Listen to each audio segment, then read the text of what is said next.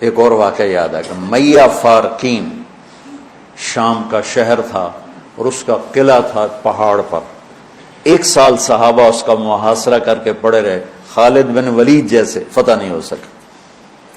تو خالد بن ولید رضی اللہ تعالیٰ نے اعلان فرمایا کہ سارا لشکر روزے رکھو کہ اللہ اس کو ہمیں فتح کروا دے. پہلے دن روزہ رکھا گیا. خالد بن ولید افطاری کے لیے خیمے میں آئے تو افطاری کوئی نہیں تھی، تو ان کو خیال آیا غلام میرا بیمار ہوگا، انہوں نے پانی پی کے روزہ افطار کر لیا. اگلے دن پھر ان کو خیال آیا، اگلے دن آئے تو پھر افطاری کوئی نہیں، پھر ان کو خیال آیا کہ غلام بیمار ہوگا، پانی پی کے افطاری کر لی.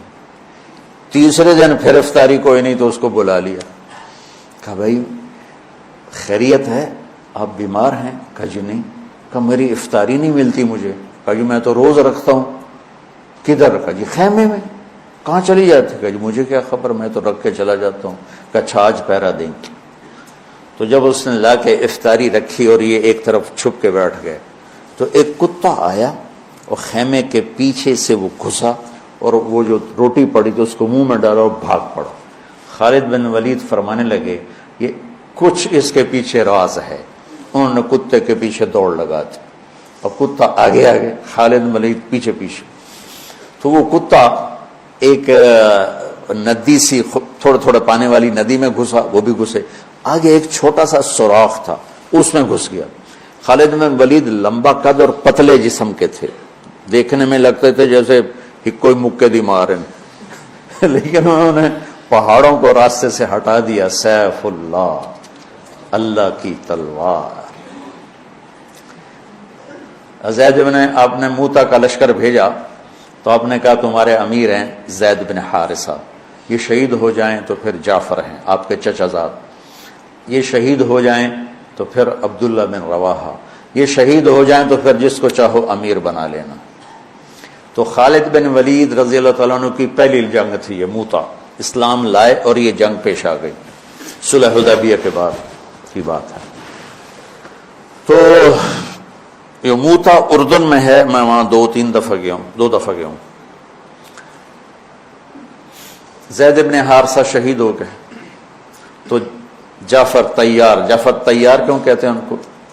کہ ان کو جھنڈا پکڑا تو انہوں نے ہاتھ کاٹ دیا، تو انہوں نے دوسرے ہاتھ میں لے لیا، انہیں وہ ہاتھ کاٹ دیا، تو کٹے ہاتھوں سے جھنڈے کو یوں چمٹا لیا، انہیں پیچھے سے کاٹ دیا تو جھنڈا گر گیا. تو اللہ کے نبی مسجد نبوی میں بیٹھے ہوئے تھے اور فرما رہے تھے زید آگے بڑھ رہا ہے اور قتال کر رہا ہے اور وہ قتل ہوا اور وہ گیا جنت میں. پھر آپ نے فرمایا اب جھنڈا جعفر نے اٹھایا ہے اور وہ آگے بڑھا ہے، اس کے دونوں ہاتھ کٹے اور وہ گرا اور وہ گیا جنت میں. اور اس کے دونوں ہاتھوں کے بدلے میں اللہ نے جعفر کو 2 پر دے دیے ہیں جس سے وہ جنت میں اڑتا پھرتا ہے. اس لیے ان کو کہتے ہیں جعفر تیار. یہ اللہ کے نبی کی خوشخبری تھی کہ جعفر کو اللہ نے 2 پر دیے ہیں جس سے وہ جنت میں اڑتا پھرتا ہے. پھر آپ نے کہا اب جھنڈا اٹھایا عبداللہ بن رواحہ نے، وہ آگے بڑھا، قتال کیا، قتل ہوا اور تھوڑے لمحے کے بعد فرمایا وہ گیا جنت میں. جھنڈا گر گیا، اب کوئی اٹھانے کی ہمت نہیں رکھتا. تو ثابت بن اکرم ایک انصاری صحابی ہیں، انہوں نے جھنڈا اٹھایا، کبھی جھنڈا پکڑو، ہاتھ سے نکل رہی ہے جنگ. تو لوگوں نے کہا تو ہی پکڑ لے، تو بدری آدمی. ثابت بن اکرم بدری صحابہ، کہا بھائی میرے بس کا نہیں ہے، کسی اور کو پکڑاؤ.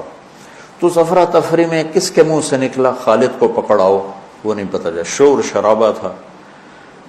تو کسی نے کہا خالد کو پکڑاؤ، یہ کہنا تھا کہ سب نے کہا خالد کو دو. اب اللہ کے نبی خاموشی سے اوپر دیکھ رہے ہیں، سے سامنے سناٹا اور ادھر یہ ہو رہا ہے. تو آخر سب نے کہا خالد تو جھنڈا اٹھا. وہ کہنے لگے میں تو نیا مسلمان ہوں اور میری پہلی جنگ ہے، بابا کسی پرانے آدمی کو دو. تو سب کہیں تو ہی لے. تو خالد نے ایک ہاتھ میں جھنڈا پکڑ کے دوسرے ہاتھ سے جب یوں تلوار لہرائی نا تو میرے نبی نے فرمایا اب اللہ نے اپنی تلواروں میں سے ایک تلوار کو نکال لیا ہے. سیف اللہ. اس دن آپ کے ہاتھ سے 9 تلواریں ٹوٹیں لڑتے. پھر اللہ نے ان کے ہاتھوں فتح نصیب فرمائی۔ 3000 کے لشکر نے 1 لاکھ پہ غلبہ پایا۔ پانی پڑھو۔